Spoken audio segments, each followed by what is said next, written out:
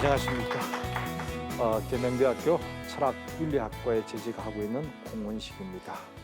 오늘 제가 강의할 주제는 동양 사상과 성론입니다. 이때 성론이라는 것은 인간 본성, 인간 본성에 대한 이론이라는 그 주제로.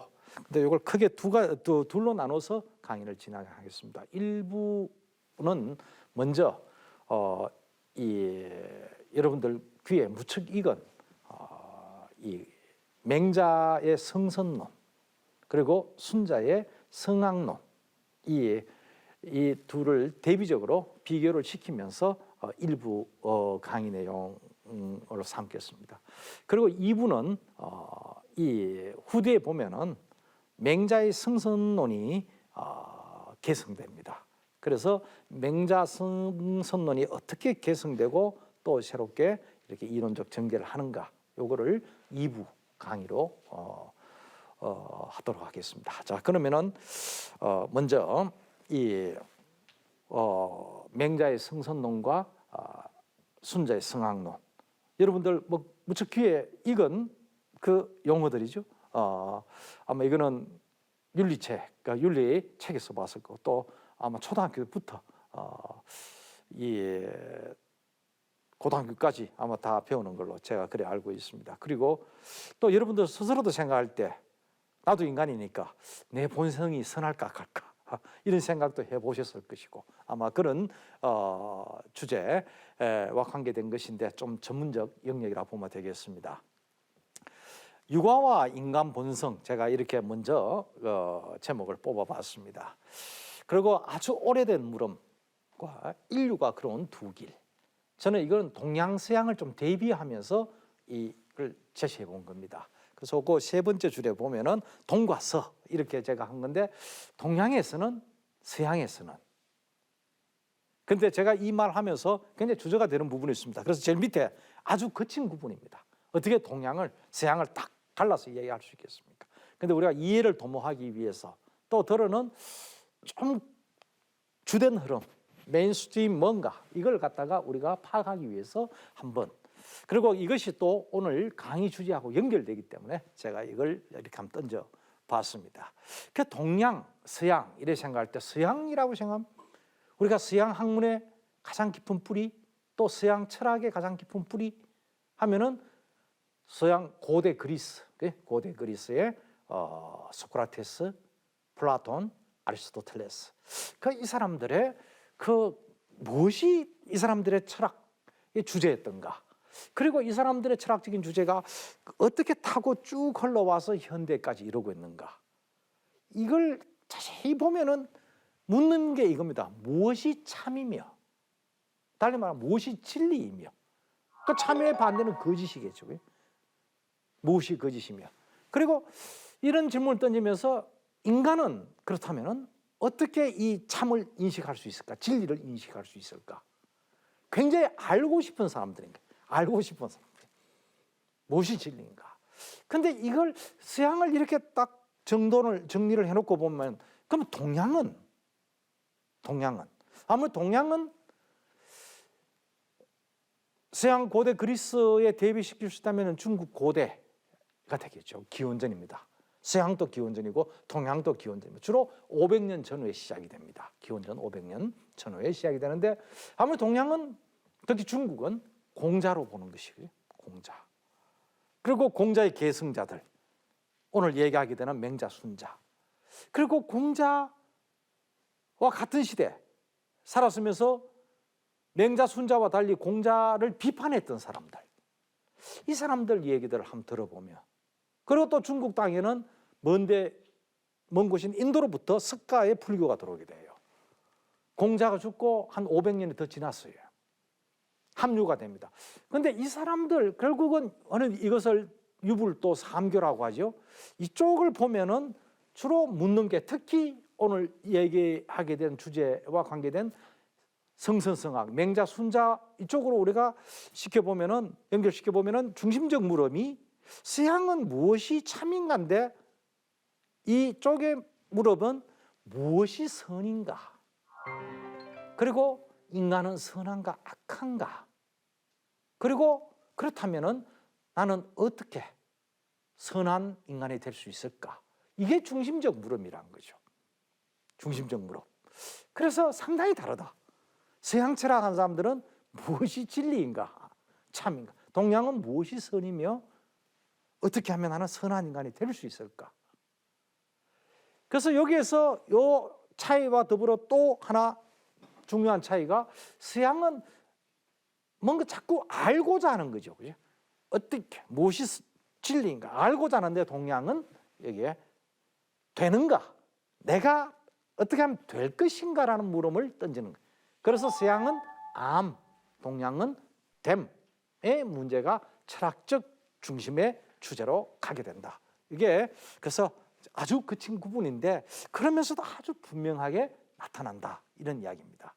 자, 그러면 육아의 이제 본성 문제로 논의로 이제 들어가게 되는데 다양한 문음들 우선 성선성악 바로 성간의 본성은 선한가 악한가로 들어가게 되면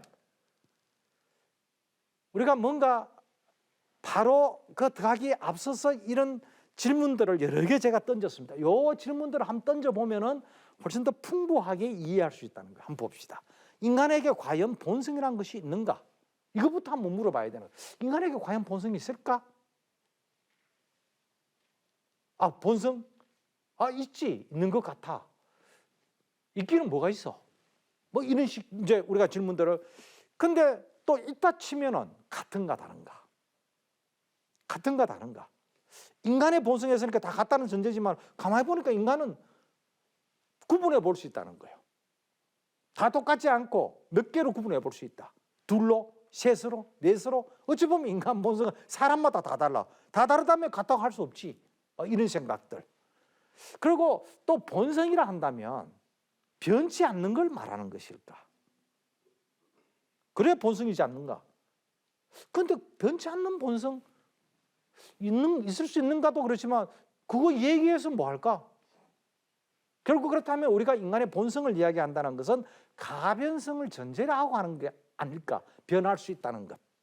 변할 수 있음. 또 변할 수 있으면 너무 잘 변하면 그것도 본성이라 할 수 있는가? 또 의문이 돌아오죠. 지금은 질문을 던지는 중입니다. 답을 찾는 게 아니고. 그리고 우리가 이렇게 봤을 때 인간의 본성이라는 것은 가장 뿌리 깊은 변화하기는 변화하지만 가장 늦게 변하는 가장 뿌리 깊은 특성 정도를 말하는 것일까?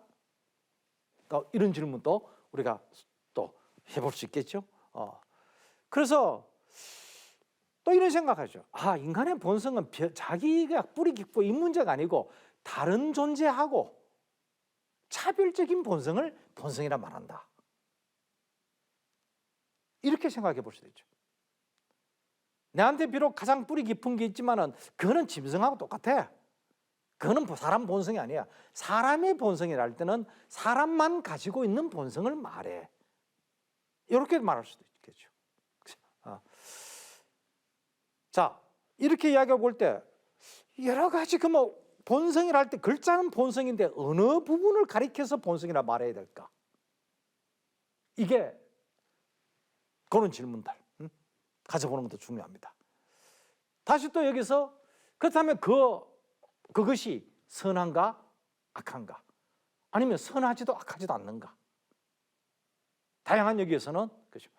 이제 성에 대한 인간 본성에 대한 선악이라는 글자를 가지고 다양하게 선하기도 하고 악하기도 하고 선할 수도 있고 악할 수도 있고 아예 선도 없고 악도 없고 뭐 온갖 이제 조합들이 가능하겠죠. 선악이라는 말을 가지고 또 질문 던진 게 한 발 빼서 묻는 거예요.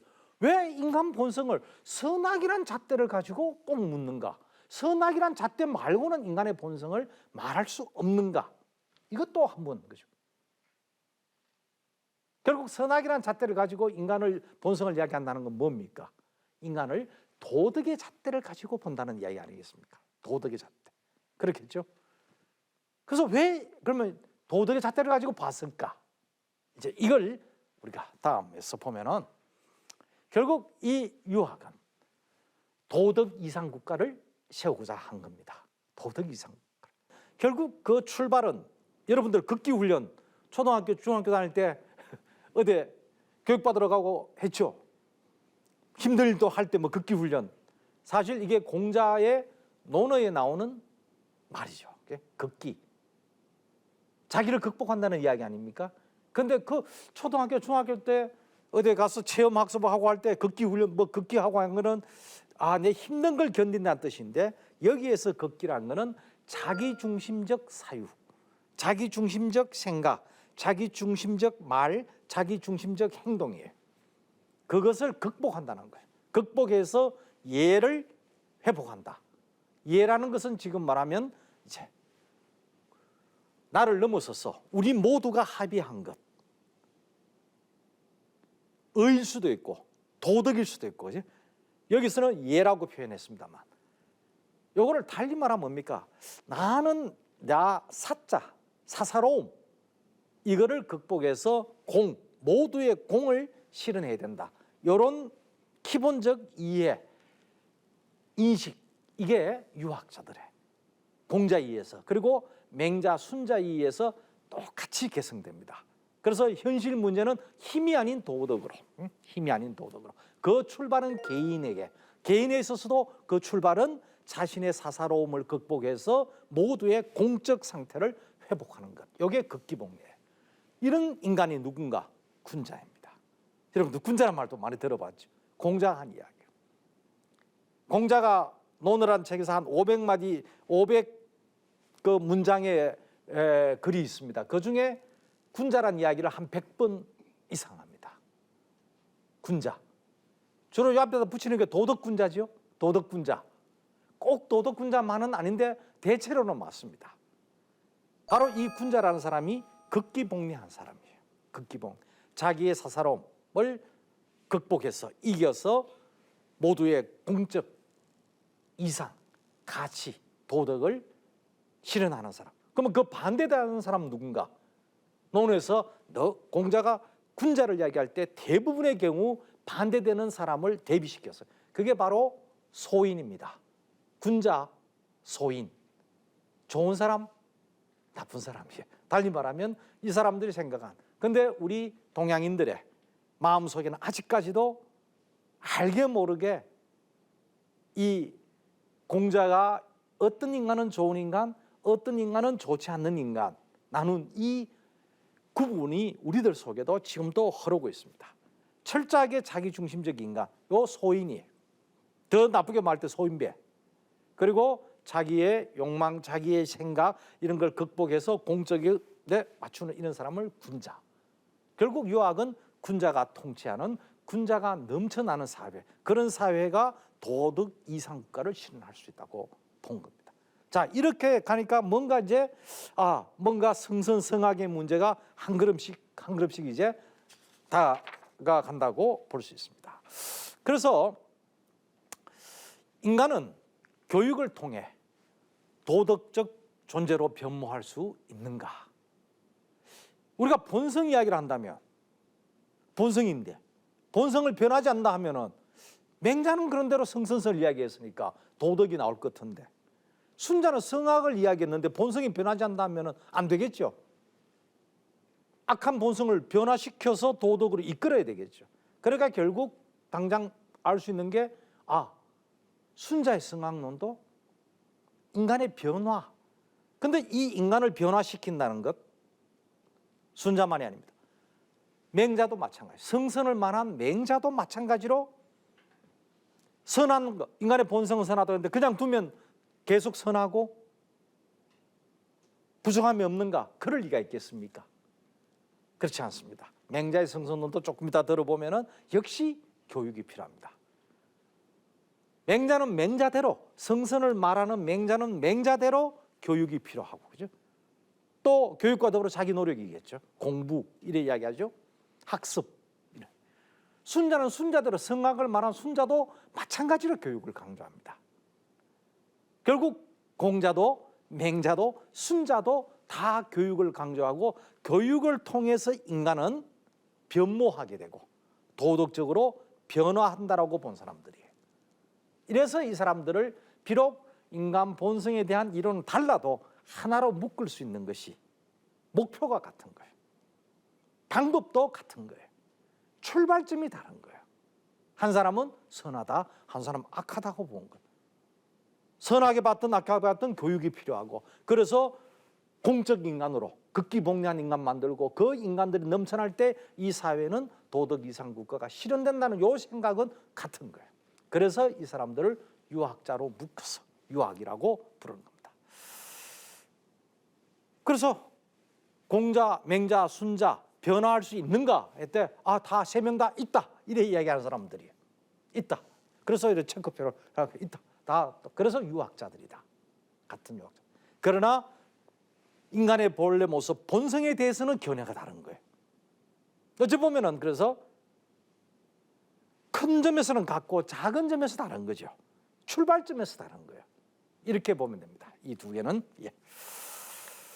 자, 그럼 이제 아무래도 이러한 주장을 보다 보면은 한번 이걸 볼 필요가 있어요. 그러면은 이러한 유학자들은 생각이 이렇다라고 했다면은, 그 당시 유학자 공자가 등장하고 깃발을 들고 맹자가 박수를 치고 순자가 또 박수를 쳐서, 근데 그 사람들의 생존 그거는 공자가 죽고 100년이 지나서 맹자가 태어나요.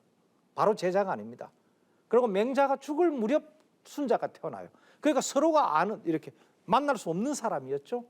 그런데 그래도 생각이 같았기 때문에, 다 공자의 주장을 계승했기 때문에 한 학파로 본 건데, 그런데 그 당시에는 공자의 주장을 동의한 사람만 있는 게 아니고 이미 공자 당시에 공자를 비판한 사람들도 있고, 또 그 비판한 사람의 계승자들이 있게 되는 거예요. 나는 공자 말 틀렸다고 생각한다, 나는 이렇게 생각한다 주장하니까, 어떤 사람은 맞아, 저 선생님, 공자 비판한 저 선생님의 말이 맞아. 그래서 또 한 학파를 이뤄요. 또 다른 사람은 등장해서 공자도 틀렸지만 이 사람도 틀렸다는 거예요. 나는 이렇게 생각한다. 그러니까 또 어떤 사람은 맞아, 이 사람 말이 맞아. 그래서 학파가 출현한 거예요. 수많은 학파들이 출현하게 됩니다. 그래서 우리가 역사상 이 사람들을 제자 백가라고 부르는 게, 제자는 수많은 학자들 뜻이고, 백가는 백이 많지 않습니까? 수많은 가는 유가라고 불렀다시피 그때 학파라 했죠. 바로 학파입니다. 그러니까 수많은 학자들과 수많은 학파들이 출현해서 서로 자신들의 주장들을 쏟아냈던, 그래서 우리가 역사에서 이걸 제자 백가쟁명의 시대. 그런데 그 중에도 공자의 유가학파의 가장 비판적 입장에 섰던 사람, 지속적으로, 그게 바로 이 도가입니다. 근데 이 도가에서는, 그러면은 여러분들 도가 하면은 노자와 장자 들어봤을 겁니다. 책 이름도 노자와 장자예요. 그런데 이 도가에서는 그러면은 인간 본성에 대해서 어떻게 생각할까? 그렇게 풍부하게 주장은 안 해요. 유가학파처럼. 그렇지만은 유가학파의 성선선하게 대비시켜 보면 이렇습니다. 인간은 원래 원래 타고난 자연이라는 것은 원래 그러한, 저절로 그러한 그 모습은 선하다고 보고 있습니다. 선한데, 그래서 선한 그대로 두라. 맹자는 어땠습니까? 선한 존재이지만 교육을 시켜야 된다고 했죠. 아예 순자는 성악이라고 봤죠. 근데 이 도가에서는 원래 선하니까 선한 그대로 두라는 겁니다. 무위란 것은 위란 무엇을 하다, 인위적으로 무엇을 더하다, 교육시키다, 이런 뜻이에요. 근데 아무런 것도 그런 손을 대지 마라, 더하지 마라, 교육시키지 마라, 그대로 두라. 그러면 그대로 순수한 이상적 상태가 된다. 여러분들 어떻게 생각하는지 모르겠어요. 일단 노자와 장자 그렇게 생각해요. 여기서 나온 말이 무위자연. 이거는 아마 윤리책에 나올 것 같습니다. 무위자연. 그래서 이 무위자연이라는 말이 여기서 나온 말이에요. 그런데 육아와 같은 도덕의 강조와 교육의 중시는 그러면 유학자는 교육을 중시했죠. 인간은 만들어지는 거라 했어요. 그런데 이거는 무위에 반대되는 유위일 따릅니다. 유위. 인위적인 거란 거예요. 교육이 인위적인 것인가? 뭐 여러분들 판단하면 돼요. 여기서 누가 정답 없어요. 서로 자기 옳다고 주장했어요. 여러분들도 생각이 또 아마 고등학교 시절에도 성선이 맞을까 성하지 말까 반반 나누어서 토론도 해보고 그랬을 건데 그런 점에서 그래서 일단 이 도가 노자와 장자의 말을 들어보면 오히려 이러한 유의로서 교육은 도리어 인간을 또 사회를 악으로 이끈다고 보는 거예요. 교활하게 만든다. 교활한 인간들이 넘쳐면 결국 악으로 넘쳐난다. 그대로 두라. 어찌 보면 굉장히 인간에 대해서 낙관적인 거고 요거와 대비해 보면 유학이 어느 정도 지점이 있는가 표가 나죠. 그죠? 차이가 납니다. 자, 그럼 또 다른 한번 봅시다. 법가 이거는 또 어찌 보면 유학이 가운데 있다면은 이 왼쪽에도 오른쪽이 좋습니다. 왼쪽 끝에 도가가 있었다면 오른쪽 끝에는 법가가 있다고 볼 수 있습니다. 여기서는 이렇게 이야기를 합니다. 인간은 짐승과 다를 바 없는 철저하게 악하며 이기적인 존재이다. 어떨 땐 여러분들 그런 생각도 들죠? 내 속에도 들어는 내가 참 괜찮은 인간 같아. 근데 또 살짝이 숨겨놓은 걸 느껴보면 내가 이렇게 이기적이고 이런 면들 들어서 섬찟 놀랄 때도 있을 거고. 일단 법가에서는 대표적인 이런 인물이 한비자, 상왕 이런 인물들이에요. 아마 들어오는 우리가 윤리책 잘 안 나와요. 너무 좀 윤리적으로 보이지 않는 사람들이에요. 그래도 아주 주장이 강렬합니다. 강렬해요. 인간은 기본적으로 악한 존재다. 이기적인 존재다. 인간에게 도덕이란 존재하지 않으며 혹 도덕이라고 한다면 유학자들처럼 도덕을 말한다면 그거는 위선이다. 껍데기로만 선한 척하는 거다. 속마음은 여전히 이기적인. 좀 속 시원한 면도 있죠. 자본주의적 인간관이 이거예요. 인간은 욕망의 존재예요. 욕망 존재를 서로 긍정하는 거예요. 공정이라는 것도 뭡니까? 근본적으로 선의 문제를 고민하진 않아요. 서로가 서로에게 적정한 거래와 균형 맞추기예요. 인정하고. 그래서 자본주의 우리 여기에서는 인간의 욕망을 근본적으로 부정하려고 들지 않죠. 그러면은 나도 싫어요. 누구도 싫어해요. 인간에게 결국 도덕이라는 건 존재하지 않고 위선이다. 그러면 뭐 어떻게 인간 사회를 만들어 갈 건가요? 인간을 만들고 또 인간이 모인 사회를 만들 거 갈 때 철저한 상과 벌 이거를 이병이라고 불러요. 병은 자루, 몽둥이 이런 거예요. 지휘봉 되게 지휘봉. 한쪽은 상, 한쪽은 벌. 권력을 가진 자가 백성을 대할 때 철저하게 상과 벌로 상을 줄 때는 상을, 벌을 줄 때는 벌을 그리고 상을 줘도 거기에 딱 맞는 상을, 딱 맞는 벌을 그래서 백성들은 내가 어떤 행위를 하면 어떤 단계의 상을 받고 어떤 벌을 받는 걸 이미 백성도 다 알 수 있게 이것만이 이 전쟁의 시대를 극복하는 유일한 길이다. 굉장히 차갑게 느껴지죠? 무섭게 느껴지죠? 그래서 법가예요. 오로지 법이다. 오로지. 그래서 그 철저한 상과 벌의 원칙에 따라 법을 준수토록 하라. 도덕의 영토는 존재하지 않는다. 그거는 거짓이다. 법이 곧 도덕이고 굳이 말한다면 법이 곧 도덕이고 법이 곧 선이다. 흔히 그래서 이 법가를 서양의 아주 적나라한 세속적 권력을 그대로 뭐랄까요? 직시한 뭔가 인간에게 숨기고 싶은 부분 이런 부분인데 그대로 드러내놓고 이야기한 사람이 마키아벨리라는 인물이죠. 르네상스 시절에 이탈리아에 군주론이라는 책. 군주론 사자와 같은 폭력과 여우와 같은 교활함만 있으면 된다. 이 나머지는 생각하지 하면 안 된다. 최고 통치자가 사자와 같은 폭력, 여우와 같은 교활함, 이 두 개로 통치를 해야만 된다. 정치란 그런 거다. 더 이상의 어떤 도덕이다 이런 걸 말하지 마라. 느낌이 상당히 닮았죠. 그래서 들어 동양의 마키아벨리즘 이런 말도 씁니다. 법가. 그러고 보면은 도가와 이 법가 그 사이에 유가가, 공자, 맹자, 순자가 존재하고 있구나 이렇게 볼 수가 있습니다. 자, 공자. 이 공자라는 인물은 맹자, 순자의 스승인데 맹자, 순자는 직접 배우진 않았죠. 거기에 보면은 이 기원전 551년에서 479년, 맹자는 기원전 372년이니까 공자가 세상을 뜨고 100년이 더 지났어. 또 순자는 맹자가 세상을 뜰 무렵, 그러니까 상당히 차이가 있습니다. 그러나 정신적으로 학문적으로 계승자라는 거예요. 그 계승자에서 우리가 공자 계승자면은 맹자와 순자 두 사람을 들고 있습니다. 그리고 제자 백가와 유가, 제가 말씀드렸죠. 각 공자가 깃발 들고 나니까 계승자들도 있었지만 비판자들이 여기저기에서 또 그 그룹을 형성. 이게 제자 백가, 수많은 학자들과 학파들. 그 중에 한 학파. 근데 그 중에서 한 학파인데 가장 먼저 깃발을 든 사람이자, 그래도 그 당시 여러 학파들 중에 가장 그래도 중심적 위치에 있었고, 더욱이 이 학파 경쟁의 시대가 끝나고 이후에 중국의 역사는, 이제 학술사는 유학이 중심이 되어서 어찌 보면 지금까지 내려온 겁니다. 지금까지.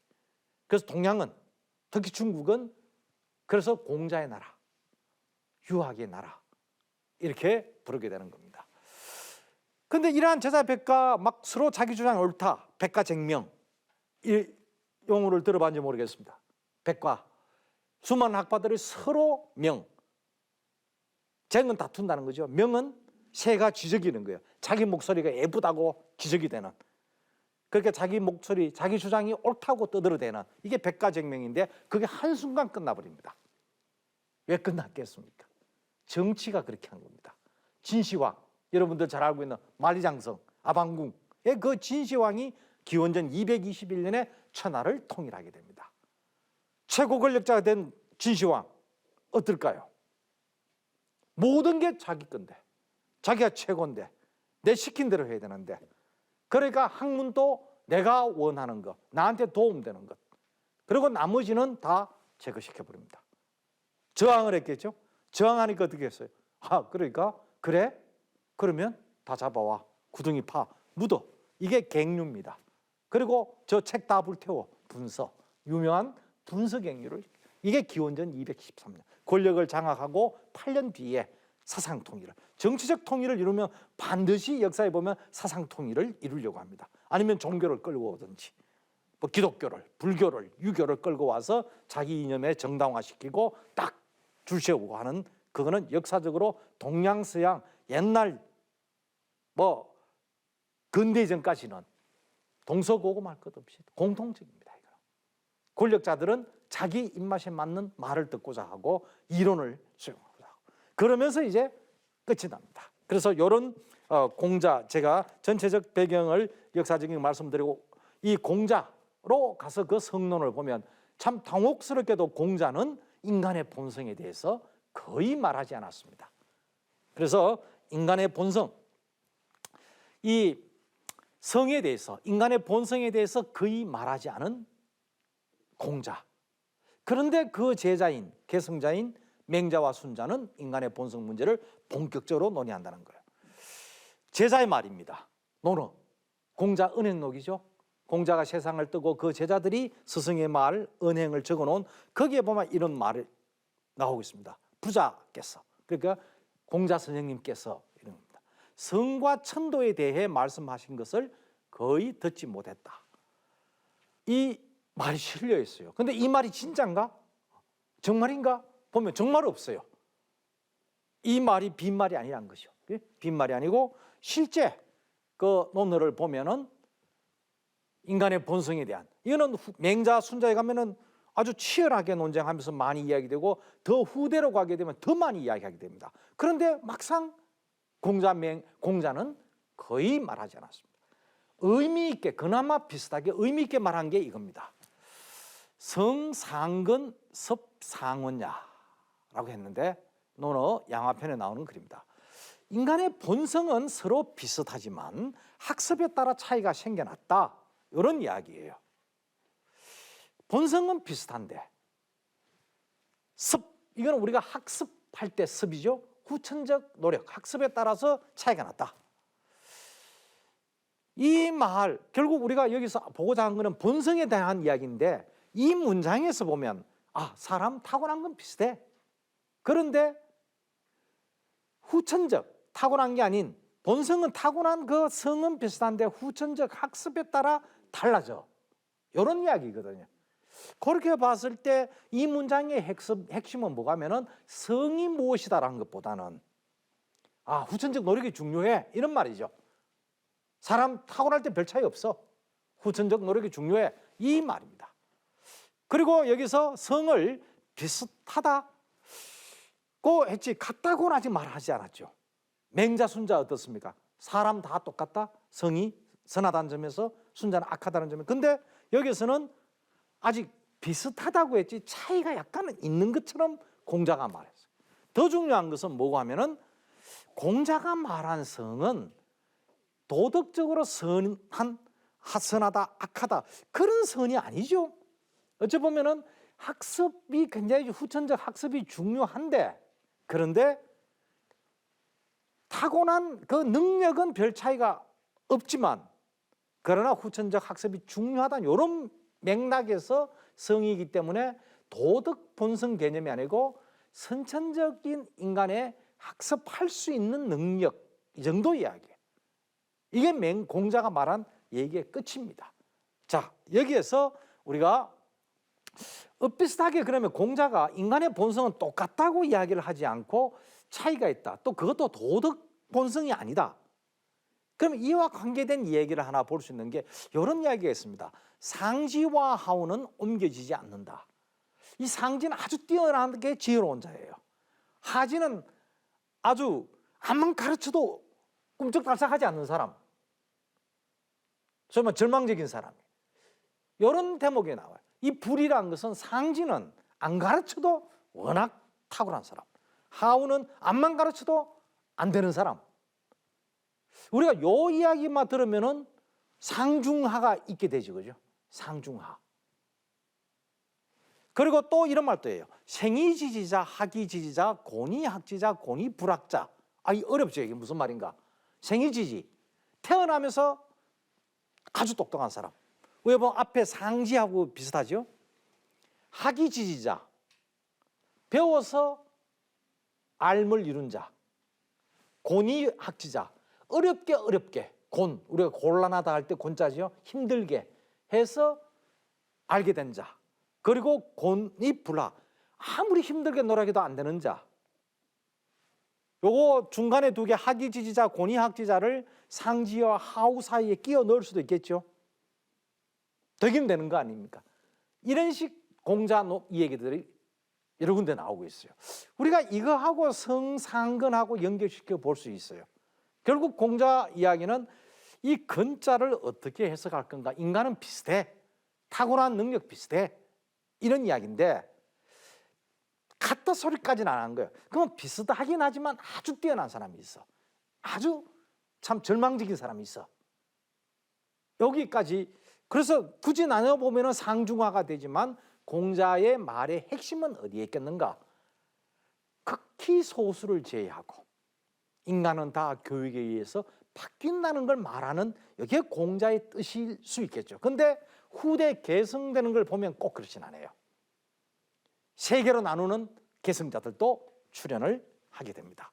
예, 그래서 밑에 그래서 성, 선, 유, 성, 불선, 아주 뛰어난 자, 아주 못한 자, 그리고 도덕적 의미로 해석하는 이런 대목들이, 그래서 공자 이후에 다양한 성론들이 전개돼 나가는데, 물론 대표적인 것이 맹자 성선, 순자, 성악이지만 그 말고도 수많은 성론들이 전개됩니다. 그 중에서 바로 3등급으로 나눈다거나 아예 정해졌다. 똑똑한 사람, 안 똑똑한 사람. 이런 성론들도 다양하게 전개됩니다. 자, 그러면 이제 본격적 맹자의 성선론 이걸 한번 알아보도록 하죠. 근데 맹자의 성선론을 이야기하려면 그 당시에 이미 이런 성론들이 있었어요. 맹자는 이미 세상에 이런 성론들이 있는데 나는 이 사람의 성론에 반대한다 하면서 등장한 사람이에요. 한번 봅시다. 세계 보면은 유성선, 유성불선, 성이 선한 자도 있고 불선한 자도 있다. 이거는 딱 구분해 보는 거죠. 구분해 보는. 그리고 성가위위선, 가위위불선론. 근데 성은 선하게 될 수도 있고 불선하게 될 수도 있다. 이때 불선은 악의 의미로서 불선하게 될 수도 있다. 그걸 이렇게 생각하면은 이 그 주장은 뭘까? 그러면 인간의 원래 본성은 뭔가 할 때 대답을 하지 않은 거죠. 될 수만 있는 거지. 이렇게 될 수도 있고 저렇게 될 수도 있는 거지 정해진 게 없다는 뜻이 있죠. 이런 견해가 더욱더 분명하게 나타나는 것이 성무선 무불선론이에요. 성은 선함도 없고 불선함도 없다. 정해진 게 없다는 거죠. 선불선은 본성상 정해져 있는 게 아니라는 거죠. 선불선의 문제는 뭐예요? 어떤 인간의 행위를 하고 난 뒤에 이것이 선한 것인가 불선한 것인가가 정해지지 원래 선하다, 이거는 불선하다는 아니다, 이런 주장이 그런 주장에 해당되죠. 사실 이것 말고도 더 있던 거예요. 근데 맹자란 책에 이 논이 거론하면서 나는 이 사람들의 주장에 반대한다 라고 이야기를 합니다. 자, 그러면서 이 세계를 포함해서 다양한 성론들이 이미 맹자 당시에 주장된 거예요. 그런데 실은 그 앞에 선배인 공자는 아직 제대로 된 인간 도덕 본성에 대한 이야기를 안 한 단계예요. 그러나 공자와 맹자 사이, 공자가 죽고 맹자가 태어날 때까지 100년 시간이 걸린다 했죠. 그리고 맹자가 장성해서 학문적 활동할 때까지 따지면 한 150년 시간이 걸리는 거예요. 그 사이에 이제 인간 본성 문제가 본격적으로 논의됐고 이미 맹자가 성선을 말하기 전에 다양한 성론들이 전개가 된 거예요. 그런데 맹자가 집중적으로 공격한 것은 앞에 요 세 가지 중에서도, 그죠? 우리가 요 앞에서 봤던 요 세 가지 중에도 제일 밑에 있는 이 주장이죠. 요 주장을 누가 했냐면은 이 고자라는 인물이 주장을 했어요. 그래서 맹자는 이 주장에 대해서 네 대목에서 이렇게 집중적 비판을 합니다. 집중적 비판하면서 결국 성은 선한 것도 없고 악한 것도 없다. 불선한 것도 없다. 성이라는 것은 어찌 보면은 중립적이고 이것이 어떤 행위로 드러났을 때 그때 선, 불선을 얘기할 수 있다. 선악을 얘기할 수 있다. 이런 주장을 편 고자에 대해서 네 대목에 걸쳐서 비판을 하면서 아니다. 인간의 본성은 성은 본래 선하다는 주장을 펼치게 됩니다. 자, 그러면은 한번 봅시다. 뭘 근거로? 맹자 성선 뭘 근거로 선하다는 이야기인가? 이 유명한 이야기죠. 이 윤리책에 나오는 것 같아요. 유자 입적. 이 유자라는 것은 어린아이예요. 어린애가 천지도 모르고 우물에 기어드는 거예요. 아마 우물 이런 막는 높이 있는 게 아니었던 겁니다. 옛날에는 평지에 이렇게 파서 우물, 그런 우물이 뭐야. 그래서 어린애가 갓난 어린애가 기어서 들어가요. 그런데 그 장면을 보고 인간이라면 누구나 어이쿠 놀라면서 애 빠지겠네. 빠지면 죽지. 그러면 안 되지. 하고 애를 이렇게 우물에 빠지지 않게 한다. 요 이야기예요. 여기에 유자, 어린애가 입 들어간다, 기어 들어간다, 정, 우물이죠. 우물 속에 기어 들어가는 이 예를 들면서 맹자는 성선을 입증합니다. 그럴 때 그러면 이렇게 말해요. 맹자는 이 상황을 이야기하면서 왜 인간은 사람이라면 다 안 되지, 빠지면 안 되지 하는데 왜 그럴까? 아, 내가 건져줘서 애 부모한테 찾아가서 당신 애 빠져 죽을 거 건져줬으니까 돈 내놔. 그거 하려고 그랬을까? 여러분 어떻게 생각해요? 그거라고 생각합니까? 아니면 아, 참 훌륭한 일 했다, 착한 일 했다고 박수 받으려고 한 것일까? 아니면 그냥 애 빠져 죽게 둬버리게 되면은 저 나쁜 놈이다 라고 도덕적 비난을 들을까 싶어. 그게 겁이 났어. 그래서 애를 건져준 걸까? 맹자는 아니라고 이야기를 합니다. 여러분들 어떻게 생각해요?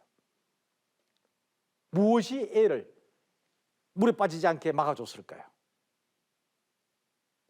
맹자의 대답, 이것도 아니요, 이것도 아니요. 그죠? 거래하기 위해서, 박수 받기 위해서, 욕 안 먹기 위해서, 그게 아니라는 거죠. 인간이라면 이 애가 그냥 도부리에 빠져 죽는 거 너무너무 불쌍하잖아. 너무너무 불쌍하지 않는가? 그 마음이 울컥 솟아나는 그 마음이 있게 마련이고, 그 마음이 건져줬다는 거예요. 그 마음이. 인간에게는 그 마음이 있다는 거예요. 이게 바로 여러분들 윤리책에 나오는 측은지심이라는 거예요. 측은하다는 건 우리가 지금도 쓰지요. 측은하다, 불쌍하다는 뜻이죠. 너무너무 불쌍하다. 죽어뿐만. 내가 얼마든지 안 죽게 할 수 있는데, 또 만약 뒀으면 내 도덕적 가책을 받아야 되고, 인간에게는 그게 있다는, 그 마음이 있다는 거예요. 측은지심이 있다는 거예요. 그리고 다른 대목에서는 또 이런 말을 해요. 차마 남에게 잔악하게 굴지 못하는 마음, 불인인지심이란, 거의 같은 의미예요. 타인의 불행, 드러는 사람만이 아니고, 그죠? 짐승의 불행, 죽음의 그 사지로 끌려가는 희생양, 희생우, 희생되기 위해서 끌려가는 양, 소, 그의 그 뭔가 죽음을 애함하고 슬퍼하는 그 소리를 듣고서, 야, 저거 안 죽이면 안 되는가? 그 대목에서 나와요. 저게 불인인지심. 인간에게는 있다는 거예요. 맹자는 이걸 가지고 성선을 입증을 하는 거예요. 인간에게는 선한 마음이 있다는 거예요. 선한 마음이. 예. 자, 그러면서 여기서 인간에게는 선한 마음, 측은해하는 마음 있다. 그 마음이 여기 보면은 사람과 짐승의 차이 한번 여기서 봅시다. 마음이 있긴 있는데 넘쳐나게 있는 게 아니에요. 아주 조금, 실마리, 분명히 있지만 아주 어린 삭처럼 있다는 거예요. 요걸 기희, 이런 말로 표현합니다. 그래서 결국 인간은 달리 말하면 짐승하고 큰 차이 없다는 거예요. 껍데기만 다르다는 거예요. 껍데기 다른 건 중요하지 않다는 거예요. 꼭 두 발 동물이 네 발 동물보다 더 뛰어나다고 할 게 뭐가 있나요? 달리기 하면 개보다 못해요. 사람은 듣는 것도 개보다 잘 못 들어요. 그렇죠? 그러면 무엇이 다르면 무엇이 나은가? 이런 이야기를 하면서 우리 생각해 보면 결국 좀 철학적 용어지만 본질적 차이는 뭔가? 인간과 짐승, 인간과 개의. 그럴 때 개는 어린애가 빠져드는 걸 보면은 건져주지 않나. 물론 인지 능력이 안 되겠죠. 그런데 여기서 맹자가 바라보는 것은 인간만이 가지고 있는 차별적 본성이에요. 그런데 아주 여리다. 그렇지만 그 삭을 잘 보존하고 키우면 너무너무 중요한 가치, 공자가 입이 닳도록 주장한 인이라는 가치입니다. 의짐, 의질다. 요즘 좀 덜 쓰는 것 같아요. 그 사람 참 의질다, 뭐 착하다, 뭐 그 정도로 합시다. 아주 좋은. 근데 인간 사회를 도덕 이상 국가를 실현하려면 도덕적 인간의 가장 중요한 덕목은 인인데, 그 인 덕목이 어디서 나오는가? 인이라는 덕목이 여기에서 바로 측은지심에서 나온다라고 맹자는 설명하는 거예요. 잘 여린 삭이지만 간직하고 키우고 확충. 요 확충이란 말도 맹자에 나오는 말이에요. 우리 많이 쓰죠. 키우고 확충 가득 채우고 이런 뜻이거든요. 이게 바로. 그런데 그래서 측은지심은 인지단이다. 인을 왜 보면은 인이라는 덕목을 행할 수 있는 그 실마리, 그런 이야기죠. 사기다 이런 뜻이에요. 근데 인간 사회가 도덕적 인간, 그리고 그걸 통한 도덕 이상 국가를 만드는데 인만 있어서는 안 되죠. 나머지 중요한 덕목이 뭔가? 의, 예, 지. 생각해 보니까 이것도 다 굉장히 중요한 덕목들이다. 그래서 바로 인의 예지 이해하면서 인간에게는 측은지심이 있어 인이란 덕목도 실현하지만 들다 보니까 수호지심, 정작 부끄러워할 때 부끄러워하는 마음, 이거는 의로움, 정의로움을 실현하는 그 씨앗이 되는 마음이다. 사양지심, 인간은 내가 양보를 해야 될 때 양보하는 마음이 있다. 그게 예를 실현할 수 있는. 그리고 시비지심, 무엇이 옳고 틀렸는지를 판단할 수 있는 그 마음, 능력, 그거 인간 가지고 있다. 이게 암, 지혜. 그래서 인의 예지. 그리고 나중에 유학은 여기다 믿을 신자를 대해서 이걸 오상, 그리고 오덕, 그리고 요거는 사덕, 4+1이죠. 이렇게 해서 이러한 덕이 넘쳐나는 사회죠. 이게 바로 맹자의 성선. 그리고 결국 여기에서 인간은 그럼 어떻게 되는가? 씨앗, 아주 여린, 밟으면 사라질 것 같은 이걸 잘 간직해야 되고, 그래서 인간은 보면은 현실적으로 다 가지고 있지만 현실적으로는 정말 저의 사람, 저게 인간일까? 바로 그 씨앗이 마른 사람인 거예요. 그 씨앗이 마른 사람. 맹자가 볼 때 그 사람 아니다, 비인야. 사단 지심을 가지고 있지 않으면, 원래는 갖고 있었는데 잃어버린 거죠. 그러면 그거는 이미 더 이상 사람이 아니다, 비인야라고 이야기를 합니다. 저 양심도 없는 인간, 짐승 같은 인간, 우리도 들어 이야기하죠. 저게 사람이가 짐승이지 하는데 바로 이 이야기입니다. 그러면서 이런 또 이야기를 합니다. 우리는 이 말의 차이를 이해해야 된다. 불위와 불능. 불능은 할 수 없는 거죠. 내가 할 수 없어, 내 힘이 안 돼, 능력이 모자라. 요 문제하고 내가 불위는 하지 않는 거예요. 할 수 있는데 하지 않는 거예요. 이게 불위예요. 불능과 불리를 정확하게 구분해야 된다 라고 이야기를 하면서, 인간이 도덕적 완성, 극기복례를 통해서 도덕적 완성이 될 수 있는 것은 불능의 문제인가 불위의 문제인가를 물어요. 당연히 맹자는 뭐라 하겠습니까? 이거는 불능의 문제가 아니라는 거. 왜냐하면 선한 본성을 이미 가지고 있기 때문에 싹을 물 주고 햇볕 주고 하면 키울 수 있다는 거예요. 힘든 게 아니라는 거예요. 불능이 아니라는 거예요. 하지 않을 따름이라는 거예요. 그래서 이 대목에서 유명한, 여러분들 이 단어는 알죠? 자포자기. 여러분들 쓰죠? 바로 맹자가 불능불의를 말하면서, 바로 이런 도덕적 문제를 말하면서 그때 나온 사자성어가 자포자기가 여기서 나온 거예요. 자포자기. 자포자기가 뭡니까? 포기하는데 스스로 포기하는 거죠. 그렇죠? 자포자기, 스스로 포기하는 거죠. 스스로 포기한다는 건 뭡니까? 할 수 있는데 안 하는 것. 할 수 없어서 안 하는 것은 아무 문제 안 돼요. 할 수 없는데 어떻게 해요? 할 수 있는데 하지 않을 때 문제가 되는 거죠. 이게 바로 자포자기란 말이 여기서 나온 거예요. 결국 이러한 말 속에서 맹자는 이 말을 합니다.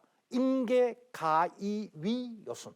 사람은 누구나 모두가 요순과 같은 완성된 인격, 성년이 될 수 있다. 이 말을 하게 됩니다. 이게 맹자의 성선론의 하나의 전체적 구도.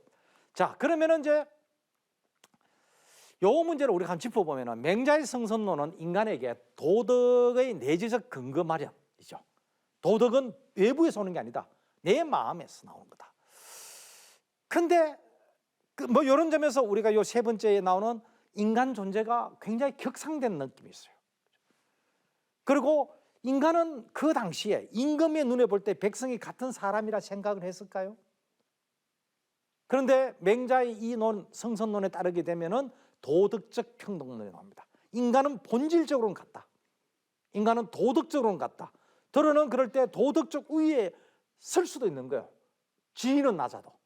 이런 어떤 인간 평등론의 철학적 바탕을 까는 점에서 굉장히 높은 거예요. 이게. 높게 평가할 수 있는 여지가 있어요. 그런데 또 한편으로는 뭡니까? 인간을 도덕적 존재로 규정하게 되면서 만약 내가 도덕을 행하지 않는다면 뭐가 될까요? 짐승이 되는 수가 있어요. 그전에 그냥 나쁜 인간인데 이래 되면 이제 짐승이 될 수 있습니다. 굉장히 인간에게 도덕을 내리누르는, 누를 수 있는 도덕적 강제, 책임 추궁도 가능해지는 거예요. 그래서 하나 좋으면 하나 또 집을 져야 됩니다. 예. 자, 그러면 이제 우리가 순자의 성악론 비판한 걸로 유명하죠.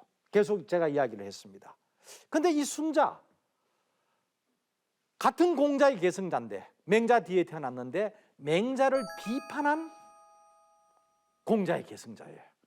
달리 말하면 뭡니까? 맹자 당시는 공자를 잘못 이해했다.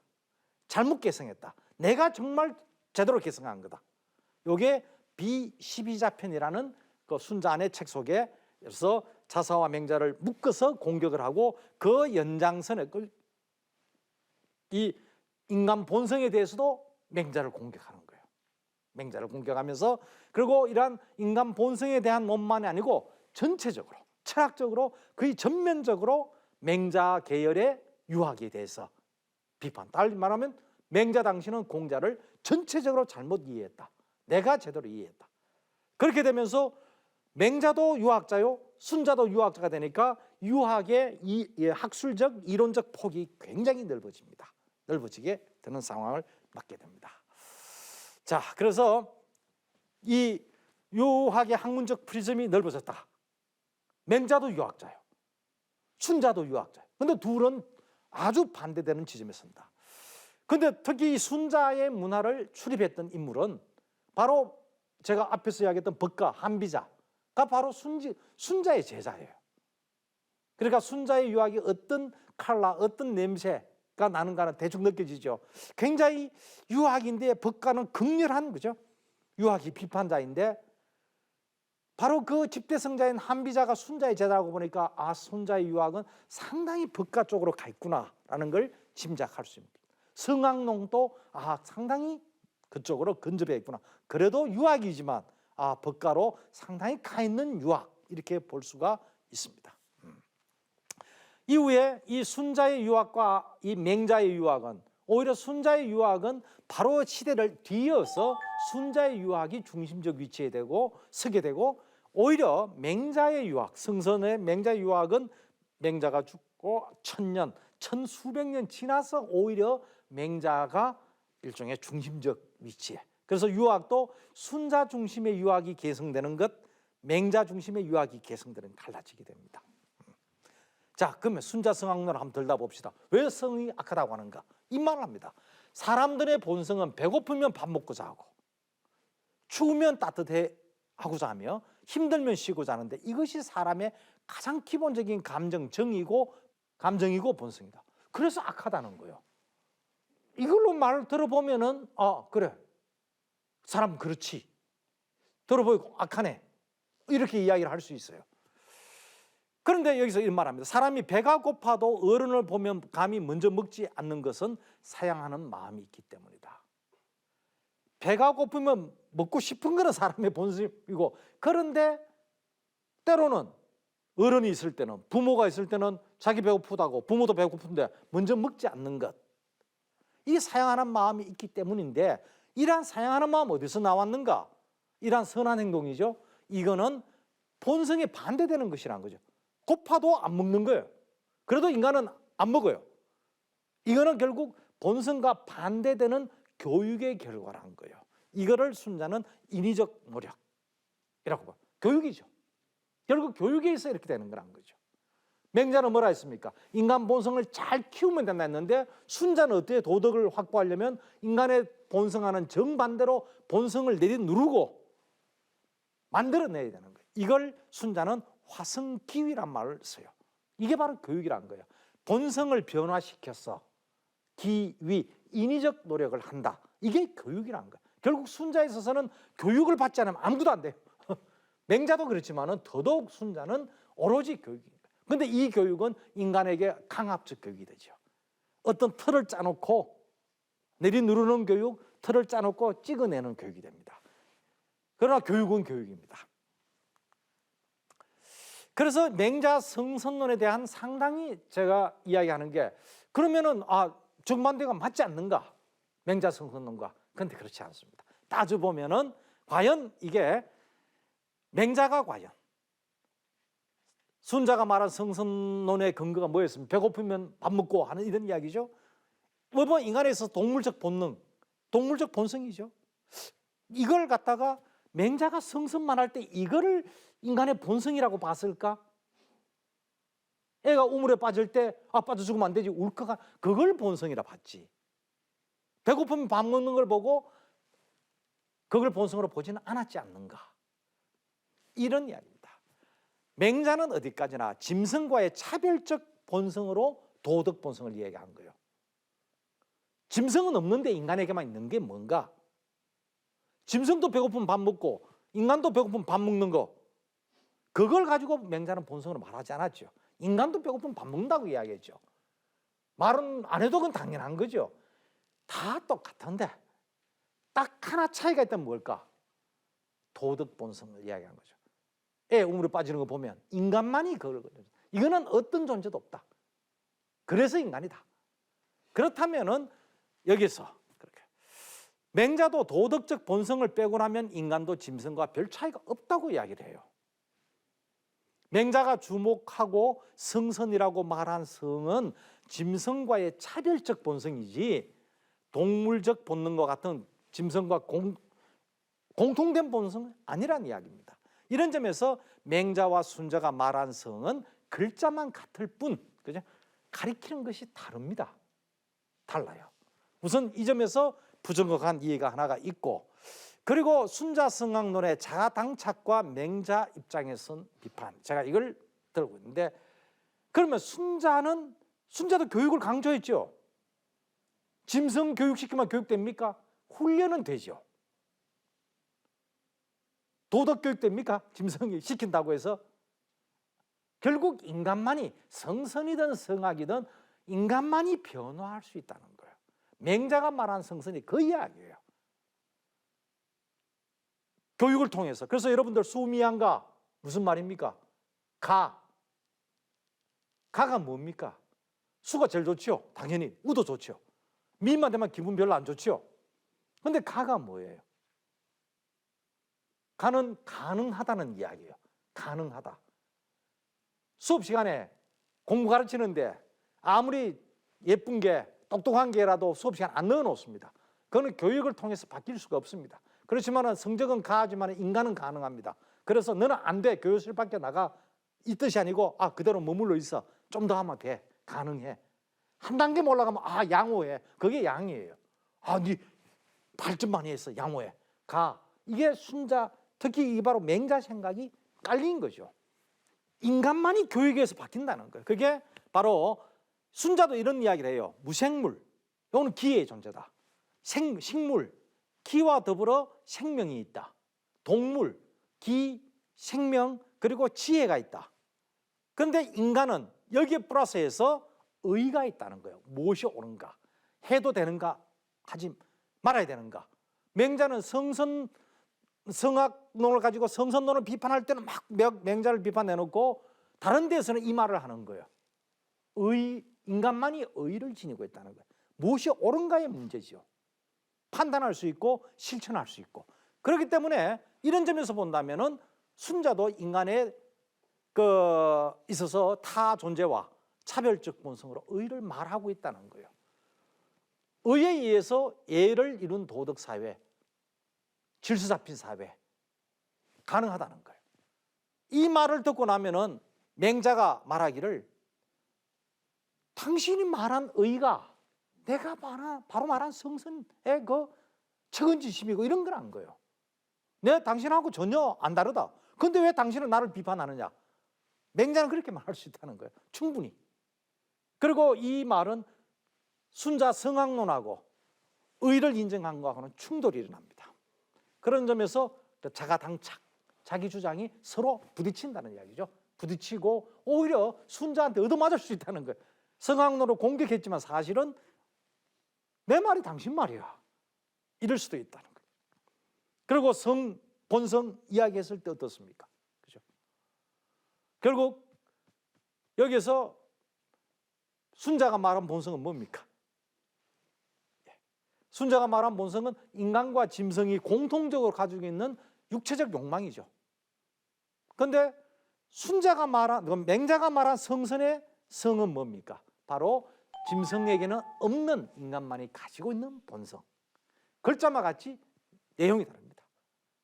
그래서 이 두 주장은 서로 충돌되지도 않고 각자의 말을 했고 서로 충돌되지도 않고 좀 더 적극적으로 말하면 상당히 좀 닮은 이야기일 수도 있다. 유학자로서, 유가로서.